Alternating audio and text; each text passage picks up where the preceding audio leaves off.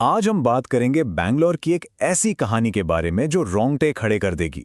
ये एक सच्ची घटना से जुड़ी है। एक ऐसे अपार्टमेंट की कहानी जो बाहर से तो बिल्कुल आम सा था, पर उसकी दीवारों के पीछे एक बहुत ही भयानक राज दफन था। हाँ, ये कहानी किसी ने सुनाई है। एक असली अनुभव। ये कोई मनगढ़ंत किस्सा नहीं है, और जब कहानी सच्ची हो तो डर और भी ज्यादा लगता है ना? तो चलिए इस कहानी की परतों को खोलते हैं। तो कहानी शुरू होती है एक नए शहर से, एक नए घर से, एक ऐसी जगह जो किसी के सपनों का आशियाना बनने वाली थी, लेकिन बहुत जल्द एक बुरे ख्वाब में बदलने वाली थी। कहानी की जो मेन कैरेक्टर है वो है नेहा। वो भी किसी आम नौजवान की तरह ही थी, अपने करियर को लेकर काफ़ी फोकस्ड और एक नए शहर में अपनी ज़िंदगी शुरू करने के लिए बेहद एक्साइटेड। इसी उम्मीद के साथ उसने रहने के लिए एक अपार्टमेंट ढूंढा। पहली नज़र में अपार्टमेंट बिल्कुल ठीक ठाक लगा। हाँ, पुराना ज़रूर था, पर रहने लायक। लेकिन उसमें ना एक अजीब सी बात थी, एक अजीब सी ठंडक, एक उदासी जो मौसम के बदलने से भी नहीं बदलती थी। शायद यही पहली निशानी थी कि उस जगह में कुछ तो गड़बड़ है। शुरू शुरू में तो सब कुछ नॉर्मल था, लेकिन ये खामोशी, ये ज्यादा दिन टिकने वाली नहीं थी। बहुत जल्द ही उस घर की शांति भंग होने लगी, और जो चीजें सामान्य लगती थीं वो अब बेहद असामान्य होने वाली थीं।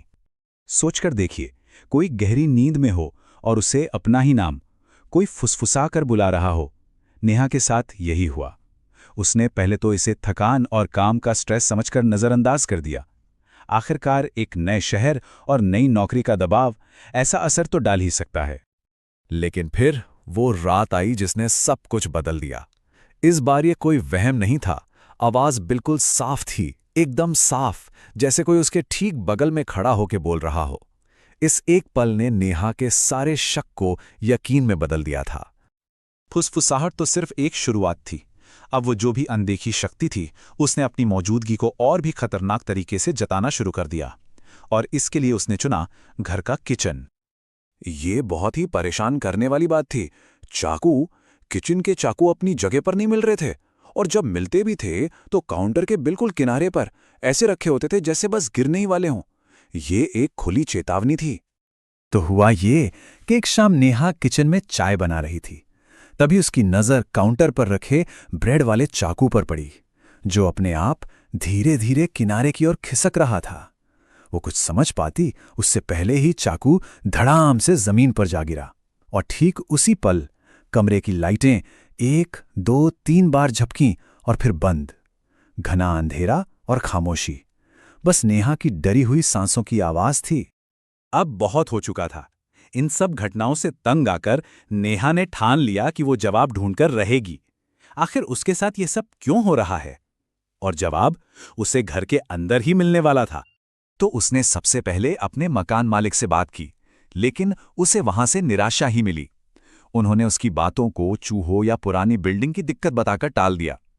अब वो इस समस्या से लड़ने के लिए बिल्कुल अकेली पड़ गई थी। एक दिन वो अपने बेडरूम की सफाई कर रही थी। उसने एक भारी भरकम लकड़ी की अलमारी को खिसकाया, और जो उसे अलमारी के पीछे दिखा, उसने उसके होश उड़ा दिए। दीवार पर एक निशान था। ये कोई ऐसा वैसा निशान नहीं था। इसे खून जैसे गहरे लाल रंग से बनाया गया था, एक उल्टे क्रॉस की तरह, और उसके नीचे कुछ लिखा हुआ था जो अब धुंधला पड़ चुका था। यह देखते ही समझ आ गया था कि यह किसी बहुत ही अशुभ चीज का संकेत है। अब कहानी अपने सबसे अहम मोड़ पर आ चुकी थी। वो निशान मिलने के बाद नेहा को पक्का यकीन हो गया था कि ये सब किसी बहुत गहरी पुरानी वजह से हो रहा है। अब बस उसे उस वजह को जानना था। जब मकान मालिक से कोई मदद नहीं मिली तो नेहा ने सोचा कि क्यों ना पड़ोसियों से बात की जाए। शायद कोई पुराना रहने वाला इस घर के राज जानता हो। और उसकी मुलाकात एक बुजुर्ग महिला से हुई जो उस इलाके में सालों से रह रही थीं। और उस महिला ने जो बताया, वो सुनकर तो पैरों तले जमीन खिसक गई। उन्होंने बताया कि कई साल पहले इसी अपार्टमेंट में एक अकेली महिला रहती थी, और उसने उसी घर में खुदकुशी कर ली थी। लोगों में ये बात भी थी कि वो काला जादू करती थी, और मरने से ठीक पहले उसने एक श्राप लिखा था। अब सब कुछ साफ हो रहा था। वो फुसफुसाहट, वो खिसकता हुआ चाकू और दीवार पर बना वो निशान, सब कुछ जुड़ रहा था। ये सच जानते ही नेहा ने एक पल भी वहां रुकना ठीक नहीं समझा। उसने फौरन वो अपार्टमेंट खाली कर दिया। आखिर अपनी जान से बढ़कर कुछ नहीं होता। नेहा उस घर से तो चली गई, पर उस घर का खौफ वो उसके दिमाग से कभी नहीं गया।